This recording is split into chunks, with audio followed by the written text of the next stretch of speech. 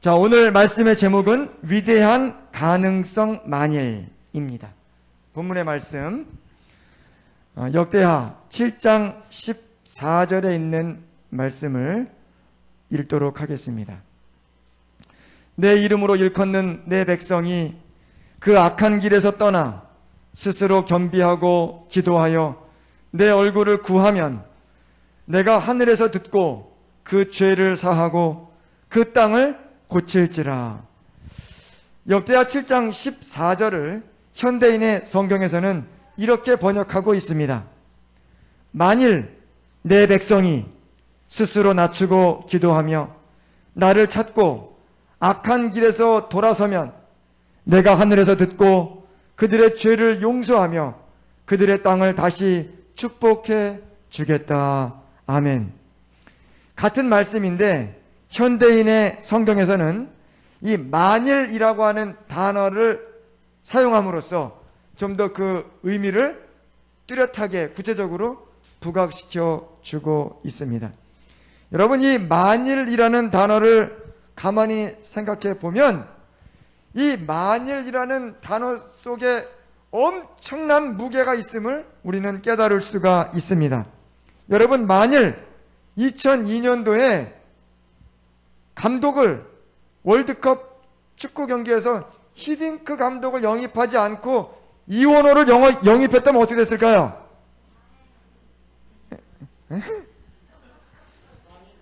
예. 자, 여러분이 저를 잘 모르시는데 제가 축구 감독 출신입니다. 아무도 안 믿으시네요? 제가 1998년도 아스트론 축구단 감독이었습니다. 그때 우리 팀이 우승을 했습니다.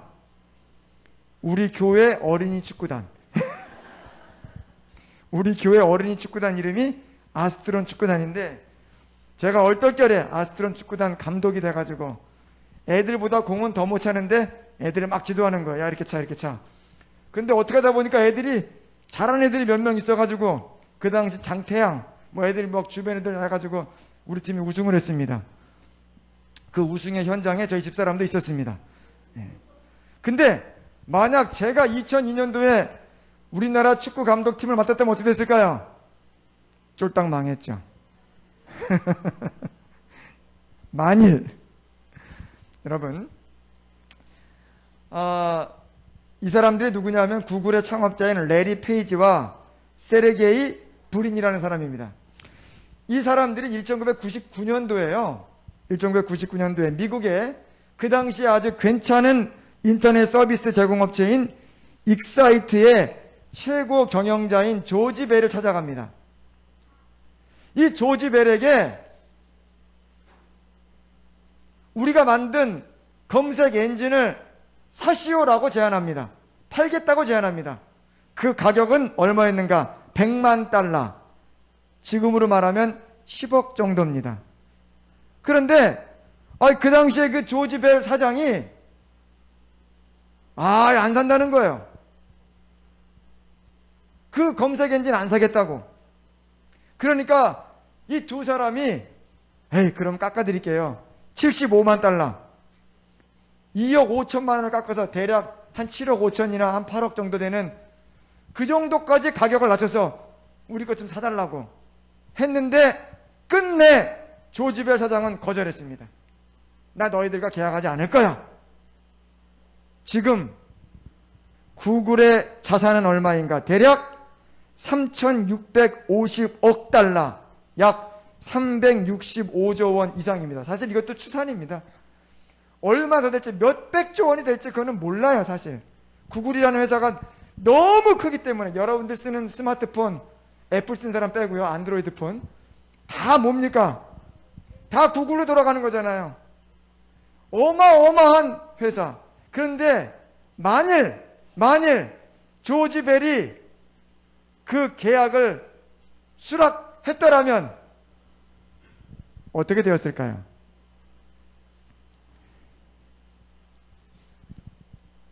(2001년 9월 11일) 아침이었습니다. 줄리에 스토퍼라는 여청년은 보스턴에서 LA로 가는 아메리칸 항공 AA11편을 예약했습니다. 그런데 그날 남자친구랑 대판 싸우는 바람에, 다투는 바람에 그만 비행기를 놓쳐버렸습니다. 얼마나 억울했을까요? 여러분 비행기 놓쳐보신 적 있으십니까? 예, 놓쳐보신 적 있으시대요. 그래가지고 속이 무척 상했을 거예요. 7시 59분에 보스턴을 떠난 92명의 승객을 태운 이 비행기는 8시 45분에 추락했습니다. 어디에 추락했는가? 바로 세계무역센터 북쪽 빌딩에 추락했습니다. 그 유명한 9.11 테러 사건의 그 비행기였습니다. 만일 줄리에 스토퍼가 그날 예약대로 비행기를 탔더라면 어떻게 되었을까요? 만일이라는 단어 속에는 완전히 다른 결과를 가져올 여러 종류의 씨앗이 들어있습니다. 만일이라는 말에는 뭐가 들어있다고요? 엄청나게 다른 결과를 가져올 수많은 씨앗, 그것이 들어있는 것입니다. 여러분, 만일 오늘 우리가 위대한 선택을 하고 위대한 결심을 한다면 위대한 결과를 거두게 될 것입니다. 만일 우리가 잘못된 선택을 하고 잘못된 결심을 한다면 잘못된 결과를 거둘 것입니다. 어떤 것은 여러분과 저의 운명을 바꿔놓을 그런 만일이 있다고 하는 사실을 우리 마음속에 꼭 기억하시기를 간절히 소망합니다.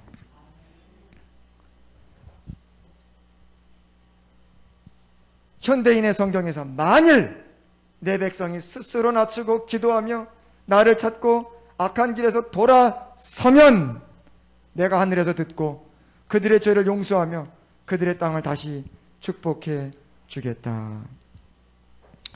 하나님께서는 선택하는 대로 이루어 주십니다. 여러분, 이런 말씀을 보면 사랑의 하나님께서 아니 꼭 그렇게 선택하기를 기다리지 마시고 그냥 하나님께서 인도해 주시면 안 되나? 그냥 하나님께서 강권적으로 좀 이렇게 구원으로 이끌어 주시면 안 되나? 하는 그런 생각이 드십니까? 안 드십니까?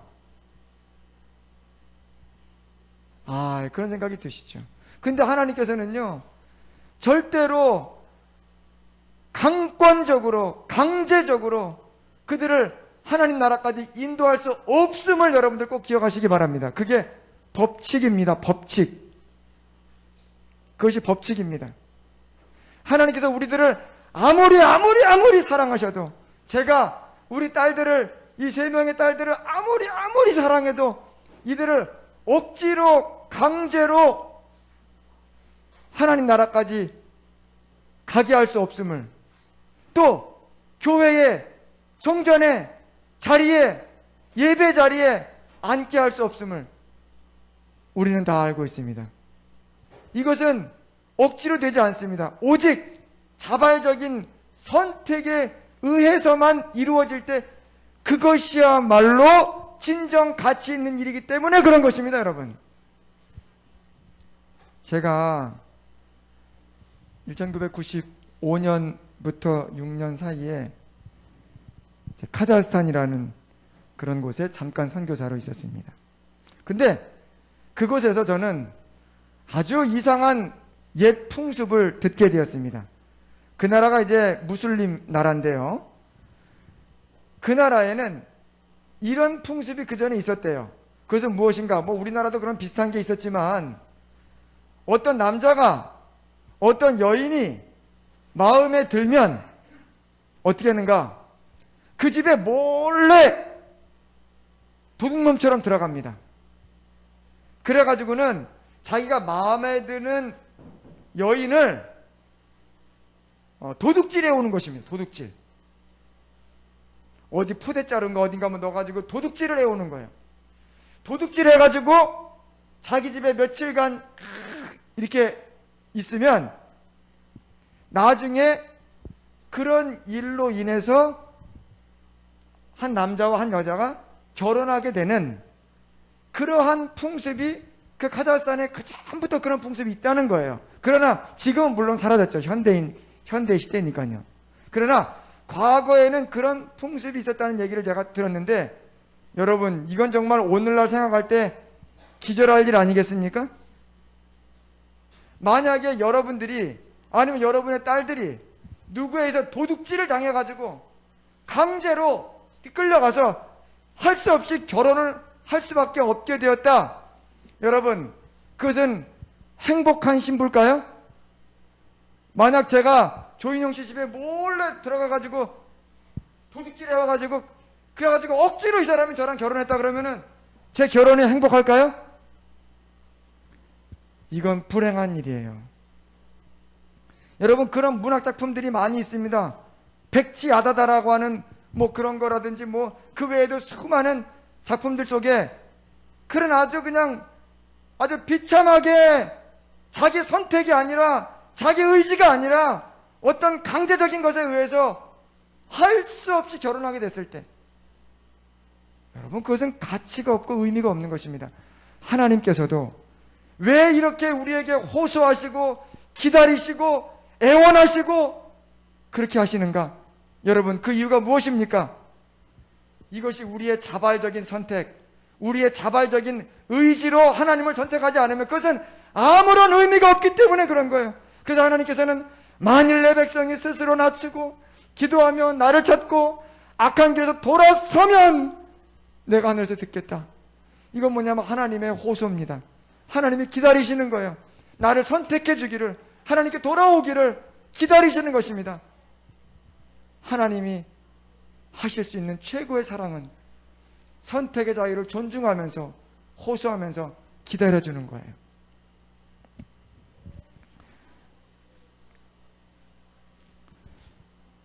오늘 본문의 말씀에서 우리는 우리의 운명을 바꿀 몇 가지 위대한 가능성의 선택을 제안받습니다. 우리가 수락한다면 놀라운 결과가 이르게 될 것입니다. 아까 그 구글 창업자들의 제안을 받았던 조지 벨 사장보다 더 엄청난 제안을 우리 하나님께서 우리에게 하십니다. 그 제안이 무엇인가? 세 가지를 정리하겠습니다. 첫 번째, 악한 길에서 떠나면입니다. 뭐 하면요? 악한 길에서 떠나면. 악한 길에서 떠나기를 호소하시는 것입니다. 악한 길에서 떠나면 어떻겠니? 이 제안을 수락하겠니? 오늘 하나님께서 우리에게 말씀하십니다. 여러분, 악한 길이 무엇입니까? 악한 길.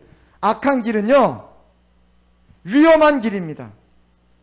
악한 길은 사단이 있는 길입니다. 악한 길은 멸망의 길입니다.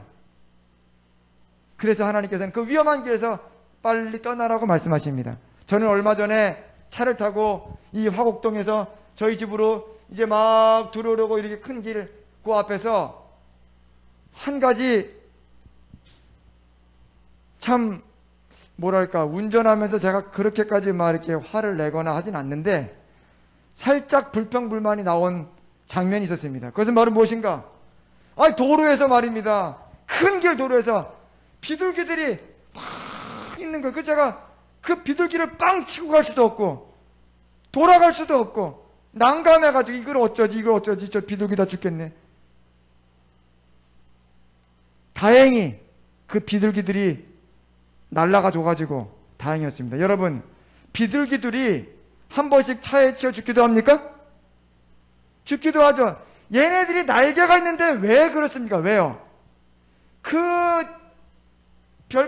별거 아닌 건 아니지만 그들에게는 중요하겠지만 뭘 좀 쪼아 막으려고, 그 도로가에 있는 걸 뭐 쪼아 막으려고 거기에 정신이 팔려 있는 동안에 뭡니까? 차에 치는 것입니다.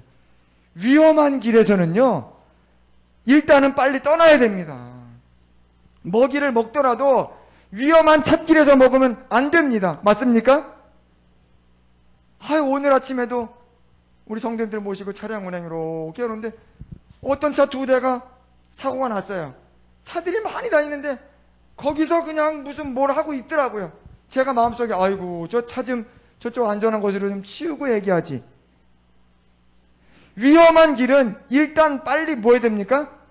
피하고 봐야 됩니다. 하나님께서 오늘 우리에게 호소하십니다. 악한 길에서, 위험한 길에서, 사탄이 있는 길에서, 우리가 멸망할 수 있는 그 길에서 속히 떠나라고, 돌아서라고, 벗어나라고 그렇게 호소하십니다. 저와 여러분이 이 위대한 하나님의 선택의 제안을 수락하심으로 우리의 삶이 바뀌고 우리의 운명이 바뀌는 놀라운 역사가 있기를 간절히 소망합니다. 두 번째, 스스로 낮추고 기도하면 어떻겠니? 스스로 낮추고 기도하면 어떻겠니? 여러분, 자기를 낮추는 사람이야말로 진짜 높은 곳을 볼 수 있는 사람입니다. 겸손한 사람은 기도하는 사람입니다. 여러분, 겸손이 무엇입니까? 겸손. 겉으로 온화해 보이고 좀 살짝 유약해 보이고 이러면 겸손한 겁니까? 그렇지 않을 수 있습니다, 여러분.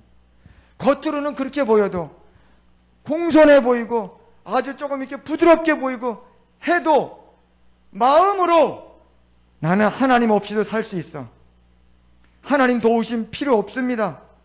제 힘, 제 노력, 제 주먹으로 살겠습니다. 이런 마음을 가지면 그건 교만한 것입니다, 여러분. 표정이 겸손하다고 겸손한 게 아니에요. 말씨가 부드럽다고 겸손한 것이 아닙니다.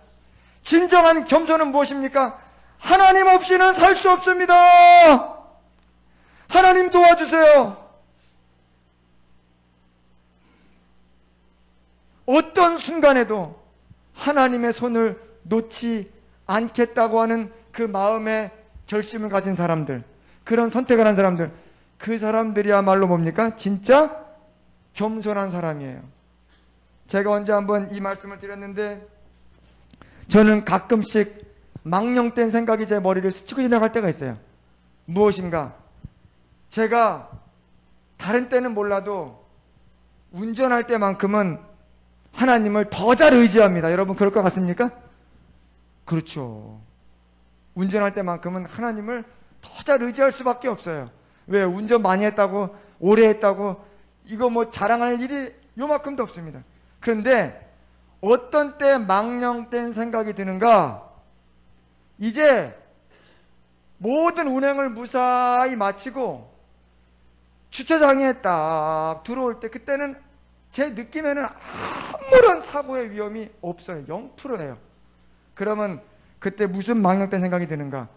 이 순간만큼은 하나님이 안 도와주셔도, 안 붙잡아 주셔도 이때만큼은 내가 안전할 수 있어.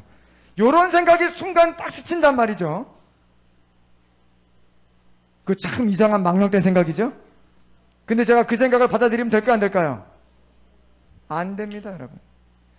그 안전하다고 느껴지는 바로 그 순간이 하나님을 놓치는 순간, 가장 위험한 순간이 될 수 있다는 사실을 기억하시기 바랍니다.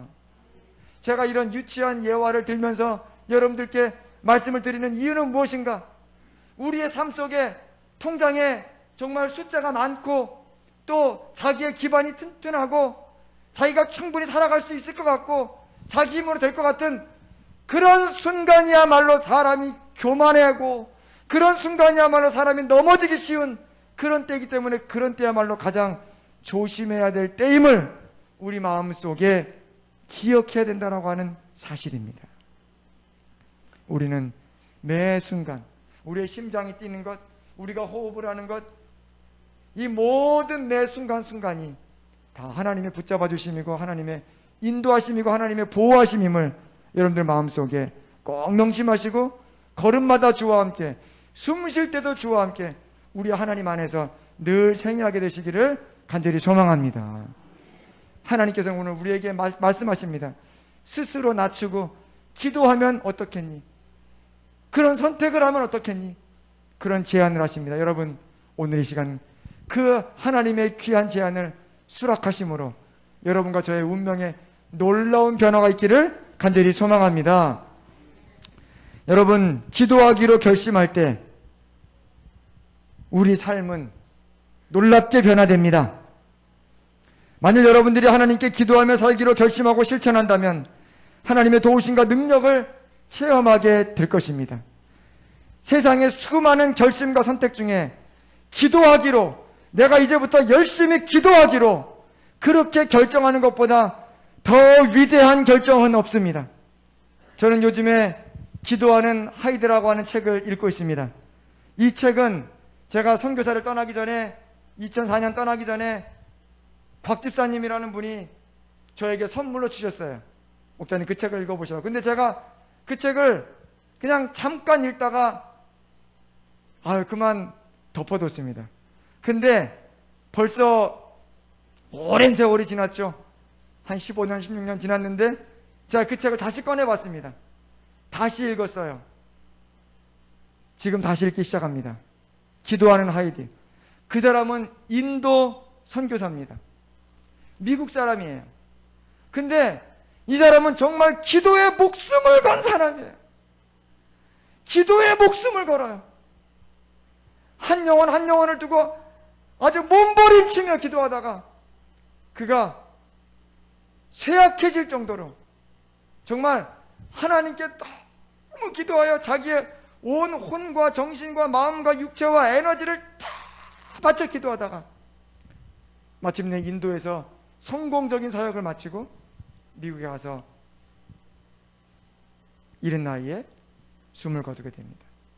그 사람을 옆에서 본 사람들이 그 자료를 모아서 그 책을 낸 거예요. 근데 이 기도하는 하이드라는 책에 보면 하루는 하이드가 하나님께 이렇게 기도합니다. 하나님, 저 하루에 한 명씩만 전도하게 해주세요. 한 명씩만 전도하게 해주세요. 이거 엄청난 기도 아닙니까? 엄청난 기도. 하루에 한 명이면 1년이면 365명인데 기도하기로 결심하고 목숨을 다해 그렇게 기도했어요. 그런데 정말로 하루에 한 명씩 전도받는, 그래서 그 숫자가 엄청난 400명인지 하여튼 1년에 전도할 수 있게 됐어요. 그런 다음에 그 사람이 하이드가 또 결심합니다. 하나님, 이제 하루에 2명씩 전도할 수 있게 해주세요. 기도를 간절히 기도합니다.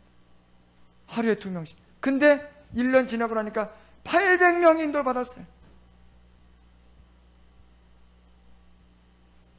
한 영혼을 두고 목숨을 다해 기도하니까 놀라운 영의 역사가 일어나는 것입니다. 여러분, 우리가 기도하기로 결심하면, 하나님을 찾기로 결심하면, 하나님의 인도를 받기로 결심하면 하나님께서 직접 행하심을 믿게 되시기를 간절히 소망합니다. 하나님의 성령께서 우리 가운데 운행하시고 성령께서 우리를 새롭게 하시고 우리를 변화시켜 주시는데 그 모든 것들은 다 뭘 통해서 옵니까? 기도를 통해서 오게 되는 거예요. 여러분, 하나님 살아계십니까? 여러분, 살아계심을 믿으십니까? 하나님께서는 우리에게 놀라운 증거들을, 수많은 증거들을 주셨습니다. 하나님은 살아계십니다. 기도할 때 응답해 주십니다. 하나님은 우리가 알지 못하는 놀라운 길로, 놀라운 축복의 길을 준비하시고 우리를 위해서 그 일을 실행하십니다. 다만 우리가 뭐 할 때요? 하나님과 기도로 연결되어 있을 때 하나님의 놀라운 역사가 일어나게 되는 것입니다. 여기 기도가 무엇인가? 정로의 계단은 이렇게 기록합니다. 기도는 마치 친구에게 하는 것처럼 하나님께 그 심정을 펴놓는 것이다. 기도는 우리가 어떠하다는 것을 하나님께 알리기 위함이 아니요, 우리로 하여금 그를 받아들일 수 있도록 하기 위함이다. 기도는 하나님을 우리에게로 내려오시게 함이 아니요, 우리로 하여금 그에게로 올라가게 하는 것이다 그랬습니다. 여러분, 기도는 친구에게 하는 것처럼 심정을 펴놓는 거예요. 하나님하고 마음이 통해서 친구와 함께 차를 마시고 친구와 함께 산책을 하면 그 마음이 풀어지고 행복해지듯이 하나님과 함께 그렇게 뭐 하는 것입니까? 대화하는 게 기도하는 거예요. 그렇기 때문에 여러분, 기도는 모든 그리스도인의 공통된 삶이고 우리가 반드시 이루어야 될 그리스도인의 과업입니다. 아직 여러분들과 사이에 기도의 그 습관이나 기도의 삶이 이루어지지 않았다면 오늘 이 시간 기도의 영을 달라고 하나님께 기도하시고 결심하시기를 간절히 소망합니다. 기도하면 하나님께서 들으십니다. 선택하면 하나님이 기뻐하십니다. 하나님께 기도가 잘 되기 위해서는요, 하나님의 마음을 알아야 됩니다. 하나님의 마음. 그래서 하나님의 마음을 알기 위해서 세 번째, 내 얼굴을 구하면, 오늘 본문의 말씀에서 내 얼굴을 찾으면, 내 얼굴을 구하면 어떻겠니라고 우리에게 제안하십니다. 여러분, 하나님의 얼굴을 구하라고 하는 이 하나님의 제안을 수락해 주시기를 간절히 소망합니다. 자, 하나님의 얼굴을 구하는 것은 구체적으로 어떻게 하는 것인가? 여러분, 하나님의 얼굴은 어떻게 알 수 있죠? 자, 우리가 흔히 누군가를 보고 싶어 할 때 어디를 보고 싶어 합니까? 여러분, 이산 가족이 만났습니다. 어디를 보고 있습니까? 얼굴을 봐요. 우리 오랜만에 진짜 몇십 년 만에 헤어진 가족을 만나면 어디를 부둥켜 안고 웁니까? 어디를 부둥켜 안고요? 얼굴을 부둥켜 안고 울어요. 얼굴. 여러분, 왜 우리가 보고 싶다고 할 때 손도 아니고 발도 아니고 다른 것도 아니고 얼굴을 그렇게 보고 싶어 합니까? 왜 얼굴을 보고 싶어 해요? 얼굴이 도대체 뭐길래? 가만히 생각해 보십시오. 얼굴이라는 말은 가만히 생각해 보니까 사람의 그 사람의 생각, 인격, 그 사람의 그 영혼, 그 사람의 그 마음의 그 진수, 이 얼이 드러나는 곳이 어디입니까? 얼이 보이는 굴이 얼굴이에요.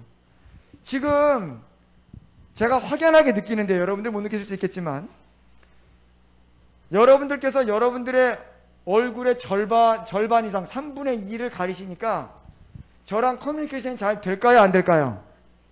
예? 여러분, 이건 놀랍게 안 됩니다, 여러분. 자, 제가 이렇게 마스크를 딱 벗으니까 시원합니까? 아이고, 좋네. 예, 뭐 시간 다 됐으니까 오늘은 좀 벗고 하죠. 잠깐만. 여러분, 얼굴을 이렇게 한 겹만 가려도요, 마음과 마음이 뭐 하는 거예요? 통하지 않아요. 예배 드릴 때 여러분들이 얼굴을 가리고 하시니까 예배 때 여러분 얼마나 커뮤니케이션이 막히는지 모릅니다. 설교하기가 그전보다 2배에서 3배 정도 힘들어졌습니다. 힘들어요. 왜요? 이게 전파가 막 쫙쫙 가야 되는데 가다가 다 막혀요. 어디에 막힐까요? 코로나 바이러스만 막히는 게 아니라 말씀도 막혀요. 얼굴이 뭐냐면 여러분, 얼이 여러분들의 얼이 뭐 하는 곳입니까? 보여지는 곳이고 얼과 얼이 만나는 곳입니다. 하나님께서 내 얼굴을 뭐하라? 내 얼굴을 구하라. 이 얘기 뭐냐면 하나님과 함께 마음과 인격적인 교제를 나누자는 것입니다. 하나님께서 오늘 우리에게 원하시는 것은 마음과 마음을 나누는 것입니다. 그러면 하나님의 마음을 어떻게 알고 하나님의 마음과 어떻게 교제할 수 있습니까? 하나님의 마음을 어떻게 알 수 있습니까? 여러분, 하나님의 마음을 잘 알면 기도가 오랫동안 될 수 있어요. 하나님의 마음을 아는 길은 무엇인가? 그것은 바로 하나님의 말씀을 펴는 것입니다. 하나님 말씀. 하나님의 말씀을 묵상하는 것입니다. 하나님의 말씀을 외우는 것입니다. 하나님의 말씀을 곰곰이 생각해 보는 것입니다. 그러면요, 하나님의 마음이 느껴져요. 여러분, 글씨 안에 사람의 마음을 읽을 수 있습니까? 연애 편지 받으면 그 편지는 분명히 글자인데 그 글자 안에서 그 사람의 마음과 인격과 생각이 느껴집니까? 하나님의 마음이 느껴지는 것은 바로 성경 말씀 안에 있습니다. 하나님의 얼굴은 성경 말씀에 있습니다. 하나님의 얼이 성경 말씀을 통해서 우리에게 보여집니다. 하나님의 간절한 호소가 성경 말씀에 나와 있습니다. 그러므로 성경을 가까이 할 때 우리는 하나님과 진정한 교제를 할 수 있게 될 것입니다. 그러므로 여러분, 성경을 펴시기로, 성경을 묵상하시기로, 성경을 외워보시기로 마음에 결심하게 되시기를 간절히 소망합니다. 이 예배의 자리, 일주일에 한 번 드리는 이 안식일, 이 예배로만 살아가시는 분들은 안 됩니다. 그러면 하나님의 마음과 그 마음이 통해질 수가 없습니다. 날마다 하나님 말씀을 찾게 되시기를 간절히 소망합니다. 하나님의 얼굴을 날마다 뵙게 되시기를 간절히 바랍니다. 하나님께 여러분의 마음과 관심이 쏠리기를 간절히 바랍니다. 하나님께서 우리에게 원하시는 건 우리의 마음이에요. 우리의 진심입니다. 우리가 마음으로 하나님을 찾으면 하나님 기뻐하십니다. 성경 말씀이 어렵게 느껴지신다면 저에게 신청하십시오. 쉬운 성경을 선물해 드리도록 하겠습니다. 쉬운 성경으로 보면 어려운 성경도 다 이해가 되고 그 뜻을 알 수 있습니다. 여러분, 말씀이 어려우신 분들은 쉬운 성경이라도 찾아서 열심히 읽으실 때 마침내 우리에게 놀라운 일들이 일어나게 될 것입니다. 말씀을 정리하겠습니다. 만일이라고 하는 위대한 가능성, 만일 오늘 우리가 하나님의 제안을 수락한다면, 만일 오늘 우리가 위대한 선택을 한다면, 만일 오늘 우리가 하나님께로 돌아간다면, 만일 오늘 우리가 기도하기로 결심한다면, 만일 오늘 우리가 악한 길에서 떠나기로 선택한다면 저와 여러분의 삶의 운명 속에 놀라운 일이 있게 될 것입니다. 저는 여기 앞에 계신 우리 윤일준 선생님 지금도 기억합니다. 지난번 홍명감 목사님 전도회를 통해서 놀라운 발견 하셨습니까? 그때 우리 윤 선생님이 놀라운 발견이 얼마나 마음에 와닿는지, 저만 만났다 하면 한동안 계속 인사가 놀라운 발견, 놀라운 발견, 놀라운 발견. 얼마나 놀라운 발견이셨으면. 그때 깨달으신 것이 무엇인가? 안식일을 깨달으셨대요. 안식일을 깨달으신 겁니다. 아, 내가 지금까지 알았던 안식일이 그 안식일이 아니었구나. 하나님께서 원하시는 안식일이 그런 의미였구나. 이 모든 걸 발견하시고 이분이 진짜 놀라운 발견하신 거예요. 오늘 아침에도 투석하시고 지금 이 자리에 와 계십니다. 이분은 목숨을 걸고 안식일을 지키기 위하여 하나님 성전을 향해서 나오는 것입니다. 여러분, 저와 여러분의 삶 속에 참으로 위대한 선택, 위대한 발견, 위대한 수락, 그것이 이루어질 때 마침내 우리의 삶은 변하게 될 것입니다. 마지막으로 이 말씀을 읽고 마치겠습니다. 우리 다 함께 읽어볼까요? 다 함께요. 그런즉 시작. 그런즉 누구든지 그리스도 안에 있으면 새로운 피조물이라. 이전 것은 지나갔으니 보라 새 것이 되었다. 이전 것은 뭐였다고? 이전 것은요, 지나갔어요. 이제 새로운 피조물입니다. 오늘 우리가 새롭게 결심한다면, 새롭게 선택한다면, 하나님의 놀라운 제안을 수락한다면 오늘 우리는 새로운 사람입니다. 새로운 인생입니다. 저와 여러분의 삶 속에 그런 귀한 역사가 있게 되기를 간절히 소망하면서 오늘 말씀 마치겠습니다.